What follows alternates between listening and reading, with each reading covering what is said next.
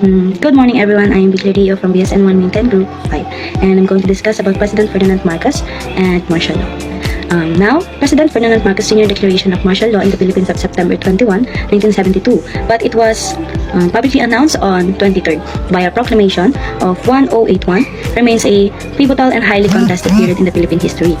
Marcos, a lawyer and politician who served as president from 1965 to 1986, justified the declaration by citing rampant lawlessness, the rebellion of the Communist Party of the Philippines New People's Army, also known as CPP-NPA, and escalating violence in the Mindanao. These actions dramatically expand his executive powers. While his presidency saw the implementation of various infrastructure projects, economic programs, and social initiatives, it also heavily criticized for widespread corruption, severe human rights abuses, and extensive political repression.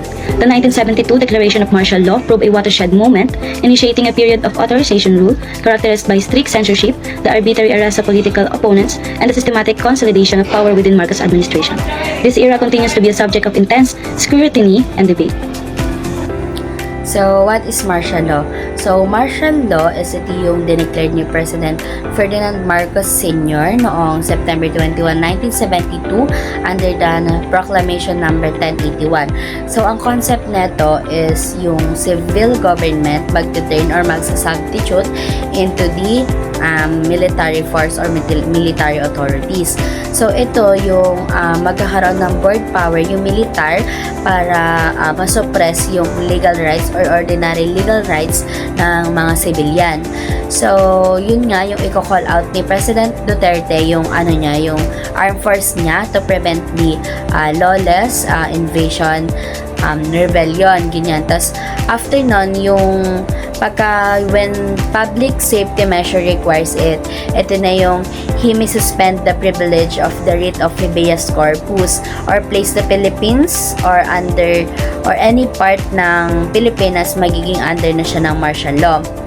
So, nung under the 1935 Constitution, yung martial law it was meant to be an emergency purposes lamang para ma-prevent nga yung suppress ng lawlessness, violence, and invasion.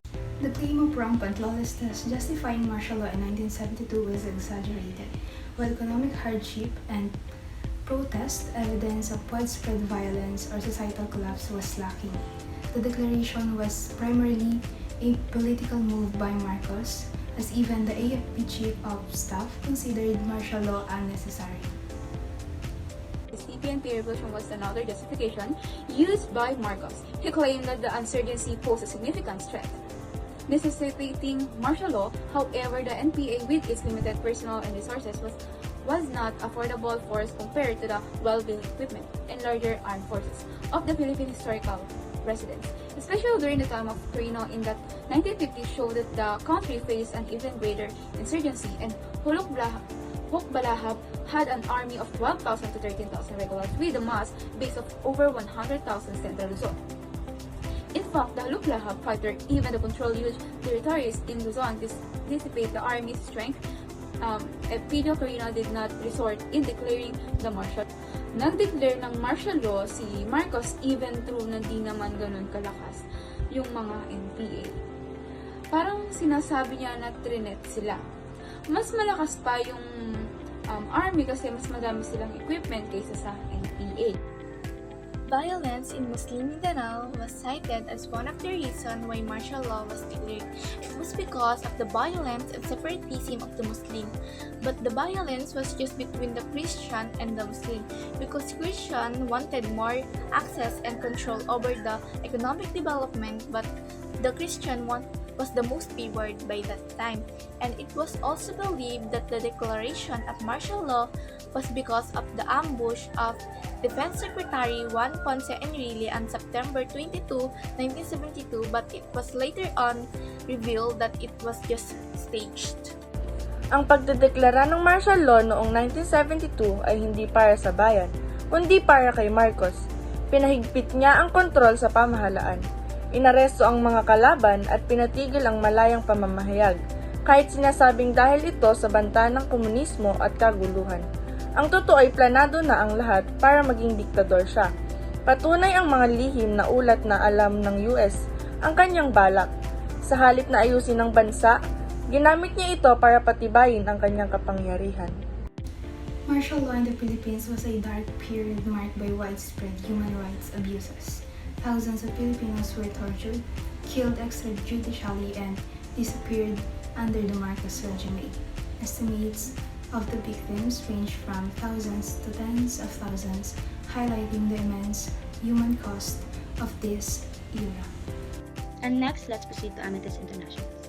Amicus International's report on the Marcos regime 1972 to 1981 details a significant human rights abuses, including the imprisonment of approximately 72,000 individuals, torture of 34,000, and killing of 3,240, while exact figure remains that elusive due to underreporting stemming from fear of reprisal.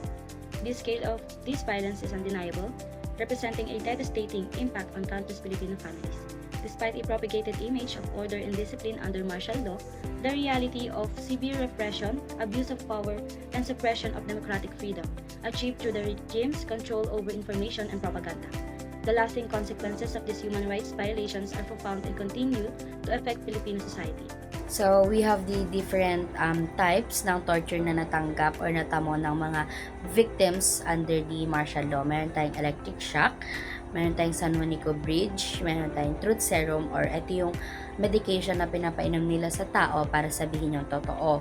Meron din tayong Russian roulette, beating, pistol whipping, water cure, cigar and iron burns, pepper torture, or ito yung nilalagay nila yung pepper sa private part ng mga victims, ganon. And we have also the animal treatment. Ito yung siguro hindi nila pinapakain, hindi nila pinapaligo hanggang sa mamatay na yung victims nila under the martial law. So that's all. That's our report. Thank you for listening, and we have the activity later on.